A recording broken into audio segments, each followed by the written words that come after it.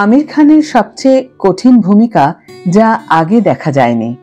এটা ছিল সবচেয়ে কঠিন ভূমিকা, কারণ তাকে সোফার পিছনে দ্রুত পোশাক পরিবর্তন করতে হয়েছিল এবং পরবর্তী পোশাক পরে বেরিয়ে আসতে হয়েছিল।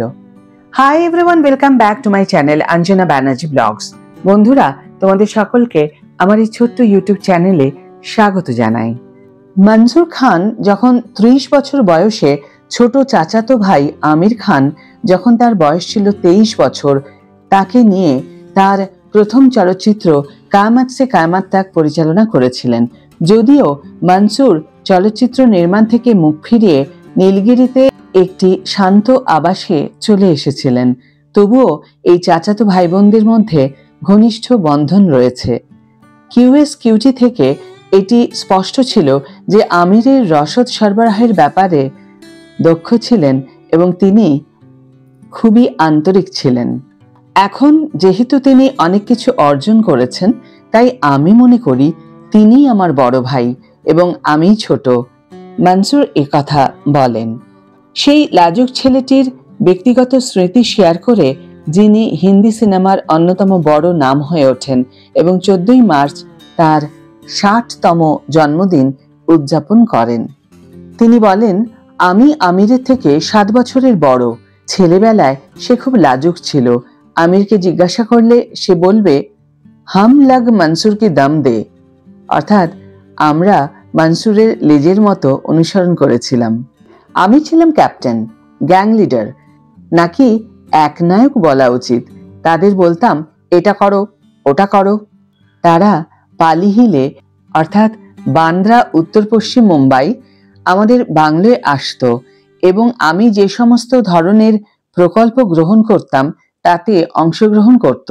যেমন ভূগর্ভস্থ সুড়ঙ্গ খনন, একটি সুইমিং পুল, এমন একটি রোবোটিক হাত তৈরি করা যা ঘরের চারপাশের যে কোনো জিনিস তুলতে পারে, ইত্যাদি। বছরের পর বছর ধরে আমরা একটি আরামদায়ক সম্পর্ক গড়ে তুলেছি এবং আমাদের মধ্যে একটি সুন্দর সমীকরণ রয়েছে। কিন্তু আমির আমার বোনের আরো কাছের। সে নুজহাতের উপর আস্থা রাখে, কারণ আমি খুব খারাপ গোপনীয়তা রক্ষা করি। কায়ামত সে কায়ামত তক থেকে এটা স্পষ্ট যে আমির রসদ বিষয়ে দক্ষ ছিলেন এবং তিনি খুবই আন্তরিক ছিলেন। যেহেতু এটি তার প্রথম ছবি ছিল, তাই তিনি চুপ করে থাকতেন এবং কোনো পরামর্শ দিতেন না। তিনি শেখার মোডে ছিলেন এবং ধীরে ধীরে আরো ভালোভাবে দখল করতে শুরু করেন। এখন যেহেতু সে অনেক কিছু অর্জন করেছে, আমার মনে হয় সে আমার বড় ভাই আর আমি ছোট। ভূমিকাগুলো উল্টো, কিন্তু সে আমার চিন্তাভাবনা এবং আমি যে ব্যক্তি তাকে সম্মান করে এবং আমিও তাকে সম্মান করি। আমি তাকে বলি কোথায় সে ভালো আর কোথায় সে স্ক্রিপ্টে ভুল করেছে। সে আমার সাথে খুব খোলামেলা। আমির প্রায় সব খেলাতেই ভালো, অত্যন্ত প্রতিযোগিতামূলক। যখন সে প্রথমবার কুনুরে আমার সাথে দেখা করতে আসে, তখন সে আমার কাজের ব্যাপারে কিছুই জানতো না। সে শুনেছিল যে আমি জমি কিনেছি, গরু চড়াচ্ছি আর পনির বানাচ্ছি। সে ভেবেছিল আমি বসে আছি, জিন পান করছি আর সারাদিন রামি খেলছি। আমি তাকে বলেছিলাম আমি সময় নষ্ট করছি না এবং বই লেখা, সঙ্গীত রচনা ইত্যাদির মতো নিজের কাজ করছি না। আমার মনে হয় সে বুঝতে পারে কেন আমি এখানে থাকি, কারণ সে নিয়মিত পাঁচগণিতে তার নিজের বাড়িতে যাতায়াত করে। আমির প্রায় সব খেলাতেই ভালো এবং অত্যন্ত প্রতিযোগিতামূলক। আমার সাথে দেখা করতে আসার সময় সে ক্লাবের সদস্যদের সাথে প্রচুর ব্যাডমিন্টন খেলেছে। আমার 60তম জন্মদিনে পুরো পরিবার কুনুরে এসেছিল এবং আমার জীবনের উপর একটি নাটক রচনা করে আমাকে অবাক করে দিয়েছিল। ছোট্ট আজাদ, অর্থাৎ আমিরের ছোট ছেলে, এবং ইমারা, অর্থাৎ ইমরান খানের মেয়ে, সহপরিবারের সকল সদস্য অংশগ্রহণ করেছিলেন। আমির 4 জন গৃহকর্মীর ভূমিকায় অভিনয় করেছিলেন, যার মধ্যে একজন মহিলাও ছিলেন। এটি ছিল সবচেয়ে কঠিন ভূমিকা, কারণ তাকে সোফার পিছনে দ্রুত পোশাক পরিবর্তন করতে হয়েছিল এবং পরবর্তী পোশাক পরে বেরিয়ে আসতে হয়েছিল। ইমরান আমার বাবা ছিলেন, কিরণ রাও আমার মা ছিলেন, অবন্তিকা, মালিক ইমরানের তৎকালীন স্ত্রী টিনার মনসুরের স্ত্রী চরিত্রে অভিনয় করেছিলেন। জুনায়েদ কলেজে আমার চরিত্রে অভিনয় করেছিলেন। ছোটবেলায় আমার চুল ঘন ছিল বলে সে একটা পরচুলা কিনেছিল।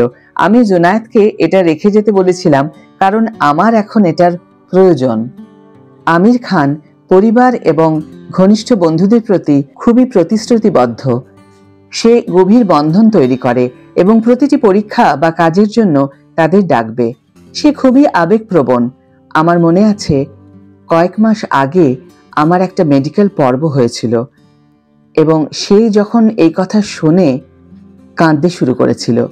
সে কোনোরে আসতে চেয়েছিল, কিন্তু মহামারীর কারণে আসতে পারেনি।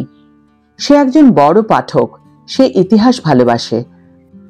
আমার মতো আমার কাছে এমন অনেক বই আছে যা আমি পড়ি না, সে সেগুলো পড়ে। আমার দ্বিতীয় বই one the story of the ultimate myth তার পছন্দ হয়েছে জেনে আমি রোমাঞ্চিত হয়েছিলাম। বইটি কাল্পনিক। বইটির জন্য তিনি একটি ব্লার্ব দিয়েছেন। তিনি খুব কমই তা করেন।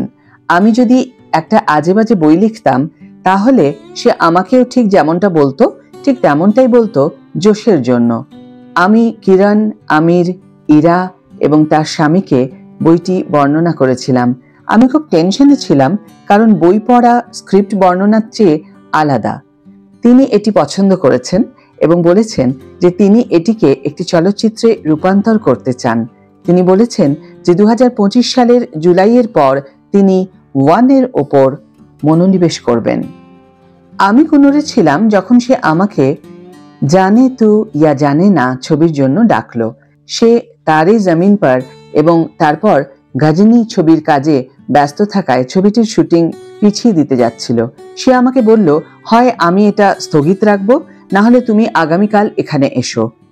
যেহেতু আমি সিনেমা পরিচালনা ছেড়ে দিয়েছিলাম, তাই আমি জানে তু ছবিতে একজন সহ পরিচালক ছিলাম। জুনাইয়ের পরবর্তী ছবি এক দিনের শুটিং এর জন্য আমি গত বছর জাপানে গিয়েছিলাম। আমি স্ক্রিপ্ট শুনি এবং প্রতিক্রিয়া জানাই। আমিরের জন্য আমি প্রায় 7টি স্ক্রিপ্ট শুনেছি। আমি শুটিং ঘৃণা করি, কিন্তু এটা করি কারণ সে আমার পরিবার। বন্ধুরা, এই ছিল আমির খানের সম্বন্ধে মনসুরজির লেখা একটি প্রতিবেদন। ভিডিও যদি ভালো লেগে থাকে তাহলে অবশ্যই একটা ছোট্ট করে লাইক দিও, শেয়ার করো বন্ধুদের সাথে, কমেন্ট করে জানিও তোমাদের মতামত। যারা এখনো আমার চ্যানেলটিকে সাবস্ক্রাইব করোনি তারা অবশ্যই চ্যানেলটিকে সাবস্ক্রাইব করে আমার পাশে থেকো, আর যারা অলরেডি সাবস্ক্রাইব করে দিয়েছো তাদের জন্য আমার অনেক অনেক অনেক ভালোবাসা এবং অনেক ধন্যবাদ। আজ তাহলে বিদায় বন্ধু, দেখা হবে পরের ভিডিওতে। ভালো থেকো, সুস্থ থেকো, সঙ্গে থেকো।